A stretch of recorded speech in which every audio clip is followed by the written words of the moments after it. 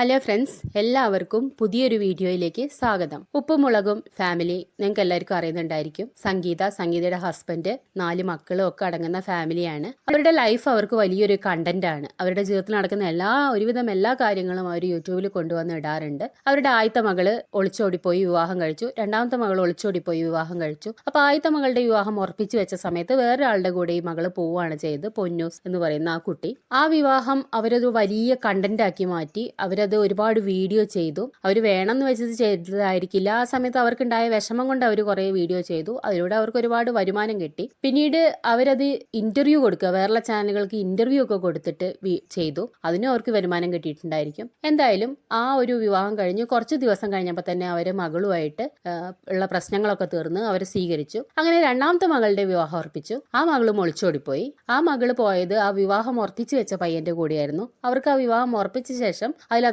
താല്പര്യമില്ലാതെയായി. പക്ഷെ മകൾ അത് പറഞ്ഞത് കേട്ടില്ല. അങ്ങനെ ആ പയ്യന്റെ കൂടെ പോയി. അതാണ് സംഭവിച്ചത്. അപ്പൊ ഈ 2 വിവാഹം അവർക്ക് ഒരുവിധം കണ്ടന്റ് ആയിരുന്നു. രണ്ടാമത്തെ വിവാഹം അത്ര കണ്ടന്റ് അല്ലെങ്കിലും അവരുടെ ലൈഫ് മുഴുവൻ അവർക്ക് എന്തായാലും ഒരു കണ്ടന്റ് ആണ്. അപ്പോൾ ഈ ആദ്യത്തെ മകള് പോയ ശേഷം അവരൊരു യൂട്യൂബ് ചാനൽ തുടങ്ങി. രണ്ടാമത്തെ മകള് പോയ ശേഷം ആ കുട്ടിയും ഒരു യൂട്യൂബ് ചാനൽ തുടങ്ങി. ഇനി അവരുടെ ലൈഫ് അവർ കാണിച്ചുകൊണ്ടേയിരിക്കുകയാണ്. ഇപ്പോൾ അവരുടെ ഈ മൂത്ത മകളുടെ ഒരു വീഡിയോ, ഒരു പ്രൊമോഷൻ വീഡിയോ ആണ് ഇപ്പോൾ വിവാഹത്തിലായിരിക്കുന്നത്. ഇവരുടെ ഈ സംഗീതയുടെ ഹസ്ബൻഡിന്റെ അമ്മ ഈ അടുത്ത ദിവസം മരിച്ചുപോയി. അതിനെക്കുറിച്ച് അവർ വീഡിയോ ചെയ്തിട്ടുണ്ട്. അമ്മ പോയി എന്ന് പറഞ്ഞ് വീഡിയോ ചെയ്തിട്ടുണ്ട്. ഈ ഒരു മൂത്ത മകള് അവരുടെ വീട്ടിലൊരു മരണാനന്തര ചടങ്ങിൽ പങ്കെടുക്കുകയാണ്. അവരുടെ നാട്ടിലൊക്കെ ഉള്ള ഒരു ചടങ്ങാണ് അത്ര. നിരപ്പായിലിരിക്കുക, 10 ദിവസം നിരപ്പായിലിരിക്കുക. അപ്പൊ ഈ മരിച്ച വ്യക്തിയുടെ മക്കളാണ് ഇത് ചെയ്യേണ്ടത്. മക്കൾക്ക് ആർക്കും സൗകര്യം ഇല്ലെങ്കിൽ പേരക്കുട്ടികൾക്കും വേണമെങ്കിൽ ആ ചടങ്ങ് ചെയ്യാം. അപ്പൊ ഈ മക്കൾക്ക് ആർക്കും സൗകര്യം ഇല്ലാത്തത് കൊണ്ട് ഈ ഒരു മകൾ, ഈ സംഗീതയുടെ മൂത്ത മകളായ പൊന്നുവാണ് ഈ ചടങ്ങ് ചെയ്തത്. അപ്പോൾ നിലത്തൊരു പായൊക്കെ ഇട്ടിട്ട് അതിലിരിക്കുകയാണ് ചെയ്യുന്നത്. 10 ദിവസം ആ റൂമിൽ തന്നെ കഴിയുന്നു. എല്ലാ കാര്യങ്ങളും ആളുകൾ അതിൻ്റെ ഉള്ളിൽ ഭക്ഷണമൊക്കെ ആണെങ്കിൽ കൃത്യസമയത്ത് കൊടുക്കുന്നു.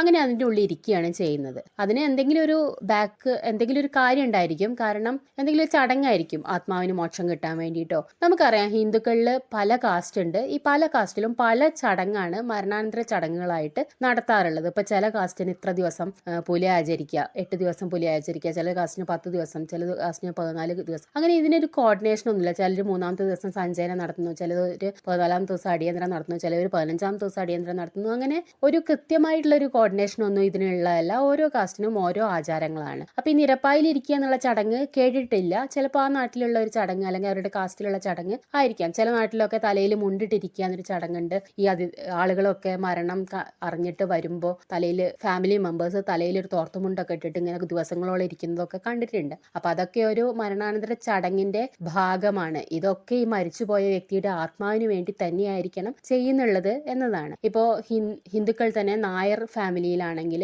അവർക്ക് അച്ഛന്റെ ബന്ധുക്കൾ മരിച്ചു കഴിഞ്ഞാൽ പുല ആചരിക്കുക എന്നൊന്നുമില്ല. അമ്മ താഴെയിലാണ് അവർക്ക് പുല. ഇപ്പൊ ഈ പെൺകുട്ടിയുടെ അച്ഛന്റെ അമ്മയാണ് മരിച്ചു പോയത്. അപ്പോൾ ആ കുട്ടിയാണ് ഈ ചടങ്ങുകളൊക്കെ ആചരിക്കുന്നത്, അല്ലെങ്കിൽ നിരപ്പായിരിക്കുക എന്ന് പറഞ്ഞ ചടങ്ങ് ചെയ്യുന്നത്. എന്തായാലും ഈ കുട്ടി റൂമിൽ ഒരു നിരപ്പായൊക്കെ ഇട്ടിട്ട് ഒരു പ്ലാസ്റ്റിക്കിന്റെ പായ ഇട്ടിട്ട് അതിലിരിക്കുകയാണ്. അതിലിരുന്ന് ഭക്ഷണം കഴിക്കുന്നു. അതൊക്കെ വീഡിയോ എടുത്തിട്ട് നമുക്ക് കാണിച്ചു തരുന്നുണ്ട്. 2 ദിവസം മുന്നേ എൻ്റെ അച്ഛമ്മ മരിച്ചിട്ട് ഞാൻ തറവാട്ടിലാണ്. അപ്പോൾ പലയും കാര്യങ്ങളായിട്ട് എനിക്ക് കുറച്ച് ദിവസത്തിൽ പുറത്തേക്കൊന്നും പോകാൻ പറ്റാത്ത അവസ്ഥയിലാണ്. ഞങ്ങളെ കാര്യത്തിൽ മരിച്ചു ഞാൻ മക്കളോ അല്ലെങ്കിൽ പേരക്കുട്ടികളോ അല്ലെങ്കിൽ നെൽപ്പാലിരിക്കാന്ന് പറയും. ഈ പ്രാവശ്യം എല്ലാവർക്കും ഓരോ തിരക്കായതുകൊണ്ട് ഞാനായിട്ട് ഇരുന്നത്. അപ്പോൾ എനിക്ക് ഒരു 10 ദിവസത്തേക്ക് ഇവിടെ ഇരുന്നേക്കാൻ പറ്റില്ല. ലിപ്പ് ഫുള്ള് പൊട്ടി ഡ്രൈ ആയിരിക്കും ഞാൻ എന്നോട് പറഞ്ഞത്.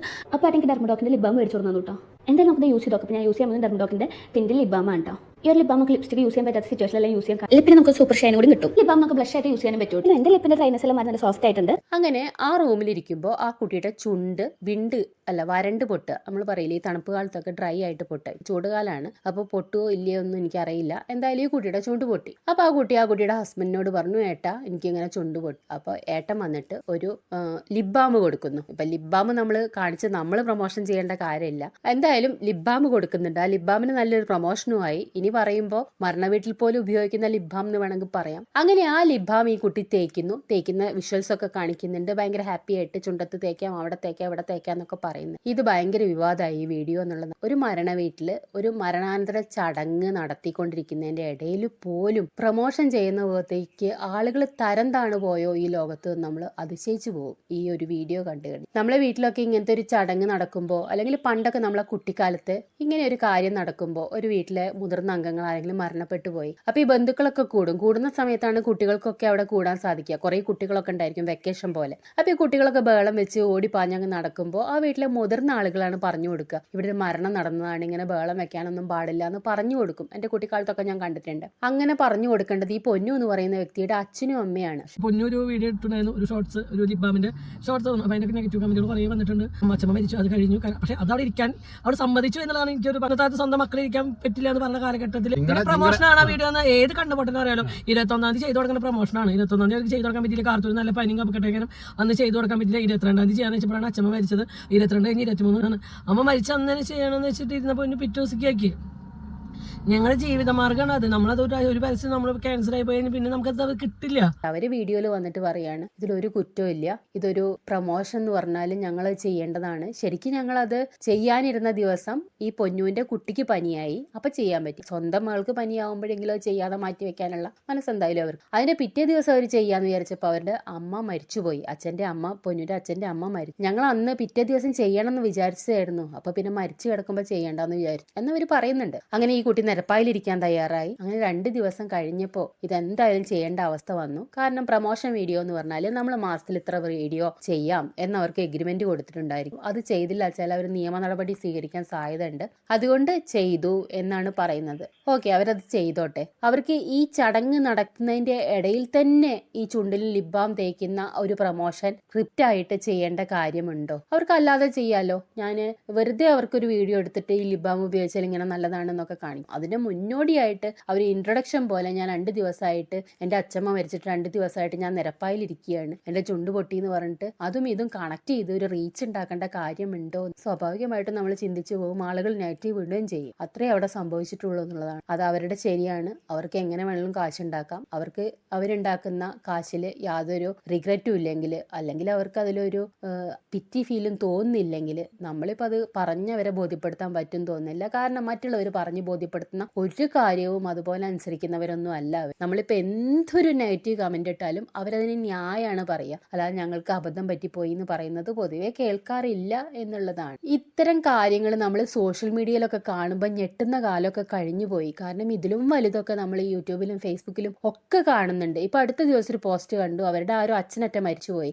അപ്പോൾ ആ അച്ഛൻ മരിച്ചു എന്ന് പറഞ്ഞിട്ട് പോസ്റ്റ് ഇട്ടതിന്റെ അടിയിൽ ഫസ്റ്റ് കമന്റ് ആയിട്ട് അവർ ഇട്ടിട്ടുള്ളത് എൻ്റെ ഈ പേജ് നിങ്ങൾ സബ്സ്ക്രൈബ് ചെയ്യൂ എന്ന് പറഞ്ഞിട്ട് ആ പേജിന്റെ ലിങ്ക് ആണ് എന്നുള്ളതാണ്. അപ്പൊ എല്ലാവർക്കും എല്ലാം കണ്ടന്റും എല്ലാം വരുമാന മാർഗം ഉള്ളതാണ് എന്നുള്ളതാണ്. അതേപോലെ തന്നെ കുറച്ചു ദിവസം മുൻപ് ഒരു ഫേസ്ബുക്ക് പേജിൽ ഒരു സ്ത്രീ ഇട്ട ഒരു വീഡിയോ കണ്ടു. അവരുടെ ചിറ്റപ്പൻ, അവരുടെ അച്ഛനും അച്ഛന്റെ വേറെ ഏതൊരു ബ്രദറും ഒക്കെ മരിച്ചുപോയി. ആ വീട്ടിലെ അവസാനത്തെ മെമ്പറാണ് ഈ ചിറ്റപ്പനെ കാണാൻ വേണ്ടി ഈ സ്ത്രീ പോയി. കുറച്ച് പ്രായമുള്ള സ്ത്രീയാണ്. അങ്ങനെ ചെറുപ്പക്കാരി പെൺകുട്ടിയൊന്നുമല്ല, കുറച്ചൊരു വീട്ടമ്മയാണ്. ആ സ്ത്രീ കാണാൻ വേണ്ടി ചിറ്റപ്പനെ കാണാൻ വേണ്ടി പോയി. ചിറ്റപ്പൻ കിടക്കുകയാണ്, തീരെ വയ്യാതെ കിടക്കുകയാണ്. ചിറ്റപ്പനെ സ്നേഹത്തോടു കൂടെ ചേർത്ത് പിടിച്ച സമയത്ത് ചിറ്റപ്പൻ മരിച്ചു. അപ്പൊ അവര് വീഡിയോ എടുത്തുകൊണ്ടിരിക്കുകയാണ്. ചിറ്റപ്പനെ സ്നേഹത്തോടെ ചേർത്ത് പിടിക്കുന്നതൊക്കെ വീഡിയോ എടുത്തുകൊണ്ടിരിക്കുകയാണ്. ആ സമയത്ത് തന്നെ ചിറ്റപ്പൻ മരിച്ചു. അവര് ആ വീഡിയോ ഒരു BGM ഒരു പാട്ട്, മരണമെത്തുന്ന നേരത്തുനിന്നുള്ള പാട്ടൊക്കെ ഇട്ടിട്ട് എഡിറ്റ് ചെയ്തിട്ട് കൊണ്ടുവന്നിട്ട് അവരുടെ ഫേസ്ബുക്കിൽ ഇട്ടു. അതിനൊരു വളരെ ദുഃഖം നിറഞ്ഞ സെന്റിമെന്റൽ ആയിട്ടുള്ള ഒരു ക്യാപ്ഷനും കൊടുത്തു. എൻ്റെ ചിറ്റപ്പനെ ഞാൻ കാണാൻ പോയി, ചിറ്റപ്പനെ ചേർത്ത് പിടിച്ചു, ആ സമയത്ത് ചിറ്റപ്പനെ ഒന്ന് എന്തോ അതിനൊരു ക്യാപ്ഷനൊക്കെ ഇട്ടിട്ടുണ്ട്.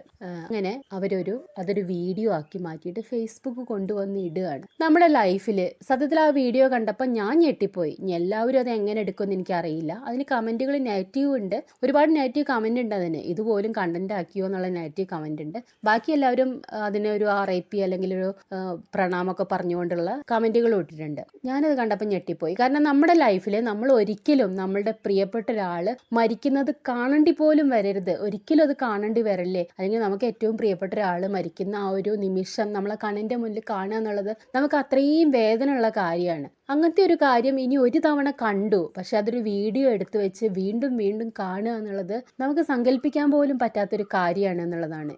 എൻ്റെ കാര്യമാണ് ഞാൻ പറയുന്നത്. എല്ലാവരും അതെങ്ങനെയാണ് കാണുന്നതെന്ന് അറിയില്ല. അപ്പോൾ അങ്ങനത്തെ ഒരു മൊമെന്റ്, നമുക്ക് ഏറ്റവും പ്രിയപ്പെട്ട ഒരു മനുഷ്യൻ മരിച്ചു പോകുന്ന ഒരു നിമിഷം വീഡിയോ എടുത്തിട്ട് അത് എഡിറ്റ് ചെയ്യുമ്പോൾ നമ്മളത് വീണ്ടും കാണണം. കാണണം. മരിച്ചിട്ട് ഒരു ദിവസമോ 2 ദിവസമോ കഴിയുമ്പോഴാണ് നമ്മൾ വീണ്ടും ആ വീഡിയോ കണ്ട് എഡിറ്റ് ചെയ്തിട്ട് നമ്മളത് ഫേസ്ബുക്ക് കൊണ്ടുവന്ന് ഇട്ടിട്ട് ഇടയ്ക്കിടയ്ക്ക് അത് പോയി വീണ്ടും നോക്കി ലൈക്ക് കിട്ടിയോ കമന്റ് കിട്ടിയോ എന്നൊക്കെ നോക്കാനുള്ള ഒരു മാനസികാവസ്ഥയിലേക്ക് മനുഷ്യൻ മാറിപ്പോയി എന്നുള്ള ചിന്ത കാണുമ്പോൾ നമ്മൾ പേടിച്ചു പോവാണ്. ഇങ്ങനെയാണോ മനുഷ്യന്മാരെന്ന് നമ്മൾ അന്തം വിട്ടു പോകുന്നൊരവസ്ഥയാണ്. അത് ഒരുപക്ഷെ എനിക്ക് അങ്ങനെ ഒരു കാര്യം ചിന്തിക്കാൻ പറ്റാത്തത് കൊണ്ടായിരിക്കാം അങ്ങനെ. ഇപ്പോൾ ഈ ക്രിസ്ത്യൻസിന്റെ ഉണ്ട്, അവരെല്ലാ ചടങ്ങുകളും വീഡിയോയും ഫോട്ടോയും എടുക്കും. ആ മരിച്ചു കിടക്കുന്ന ബോഡി, അവരുടെ അന്ത്യചുംബനം കൊടുക്കുന്നത്, അവരെ ഓരോരുത്തരും കാണാൻ വരുന്നത്, അവരവിടെ പ്രാർത്ഥന നടത്തുന്നത്, എല്ലാതും അവര് പണ്ടൊക്കെ ഫോട്ടോ ആയിരുന്നു, ആൽബം ഒക്കെ ആക്കിയിട്ട് മാറ്റിയായിരുന്നു. പിന്നീട് അവർ ലൈവായിട്ടൊക്കെ ലൈവായിട്ട് ആ ചടങ്ങുകളൊക്കെ ഇപ്പൊ യൂട്യൂബിലും ഒക്കെ ഇടാറുണ്ട്. പക്ഷെ പിന്നീട് അത് അതൊരു കുറ്റപ്പെടുത്തി പറയല്ലാതെ അവരുടെ ഒരു കഷ്ടമായിരിക്കാം. പക്ഷെ പിന്നീട് അത് കാണുമ്പോൾ നമുക്ക് ഭയങ്കര അസ്വസ്ഥ തോന്നുന്നതാണ് ഞാൻ കരുതുന്നത്. അങ്ങനത്തെ ഒരു മൊമെന്റ്, നമ്മൾ പ്രിയപ്പെട്ട ഒരാൾ മരിച്ചു പോകുന്ന ഒരു നിമിഷം രണ്ടാമത് ആ ദിവസം നമ്മൾ ഓർക്കാൻ പോലും ഒരു പക്ഷെ ഇഷ്ടപ്പെടില്ല. അപ്പൊ അത് അവിടെ റെക്കോർഡായിട്ട് കിടക്കുമ്പോൾ അതുപോലും നമുക്കൊരു വിഷമാവെന്ന് കരുതുന്ന ആളാണ് ഞാൻ. അപ്പോൾ അങ്ങനത്തെ ഒരു കാര്യം, സ്വന്തം ചിറ്റപ്പം മരിച്ചു പോകുന്ന ആ ഒരു നിമിഷം വീഡിയോ എടുത്തു, അത് അബദ്ധത്തിൽ എടുത്തായിരിക്കാം, എടുത്തുകൊണ്ടിരിക്കുമ്പോൾ അദ്ദേഹം മരിച്ചുപോയി. അത് നമ്മൾ ആ ഫോണിൽ സൂക്ഷിച്ചു വെച്ചോട്ടെ. അവർക്ക് പിന്നീട് എന്തെങ്കിലും ഒരു കാലത്ത് കാണണം എന്നുണ്ടെങ്കിൽ സൂക്ഷിച്ചു വെച്ചോട്ടെ. അതൊരു പാട്ടൊക്കെ ചേർത്തിട്ട് ഒരു ആക്ടിങ് പോലെ വീഡിയോ ആയിട്ട് ഇടുക എന്നൊക്കെ പറയുമ്പോൾ സത്യത്തിൽ നമ്മളൊക്കെ ഇപ്പൊ ഞാൻ ചിന്തിക്കുമ്പോൾ, ഞാൻ മരിച്ചു പോകുമ്പോൾ എനിക്ക് വളരെ പ്രിയപ്പെട്ട ഒരാള് അത് കൂടെ ഇരുന്ന് വീഡിയോ എടുത്തിട്ട് ഞാൻ മരിച്ചു കഴിഞ്ഞ ശേഷം സോഷ്യൽ മീഡിയയിൽ കൊണ്ടുവന്നിട്ട് പോസ്റ്റ് ചെയ്യാന്ന് പറയുമ്പോൾ എനിക്കത് ഉൾക്കൊള്ളാൻ പോലും സാധിക്കുന്നില്ല എന്നുള്ളതാണ്. നമ്മളെ മരണം എന്നൊക്കെ പറയുന്നത് അത്രയും ഒരു സ്വകാര്യമായിട്ടുള്ള നിമിഷം എന്ന് വേണമെങ്കിൽ പറയാം. ഒരു മനുഷ്യൻ മരിച്ചു പോകുന്ന അവസ്ഥ അതുപോലും കൊണ്ടുവന്ന് സോഷ്യൽ മീഡിയയിൽ ഇട്ടിട്ട് റീച്ച് ഉണ്ടാക്കി. അതൊരു സാധാരണ ഉപയോഗിക്കുന്ന ഫേസ്ബുക്ക് പ്രൊഫൈൽ മാത്രമല്ല,